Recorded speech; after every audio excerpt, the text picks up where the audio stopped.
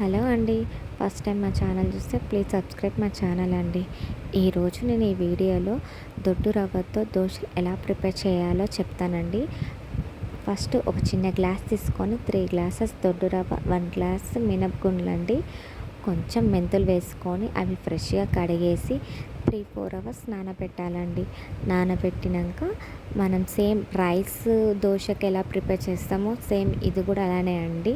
తర్వాత ఒక mixie jar తీసుకొని మంచిగా మిక్సీ పట్టుకోవాలండి. దాని తర్వాత ఇది ప్యాటర్న్ అనేది బయటనే పెట్టాలండి. మనం మార్నింగ్ లేచినాక దోశలు ఎలా వేసుకుంటాం సేమ్ ఈ దొడ్డు రవ్వ దోశలు కూడా అలానే వేసుకోవాలండి. ఫస్ట్ దోశ నాకు మంచి రాలేదండి. తర్వాత దోశ చాలా స్మూత్గా మెత్తగా వచ్చిందండి.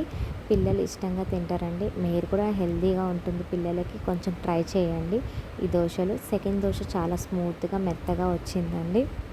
మా పిల్లలైతే చాలా మంచిగా ఉన్నాయి అనేసి చాలా మంచిగా తిన్నారండి. మీరు కూడా ట్రై చేస్తారనుకుంటున్నాను. లైక్ చేయండి, షేర్ చేయండి, కామెంట్ చేయండి. ప్లీజ్ సబ్స్క్రైబ్ మా ఛానల్ అండి.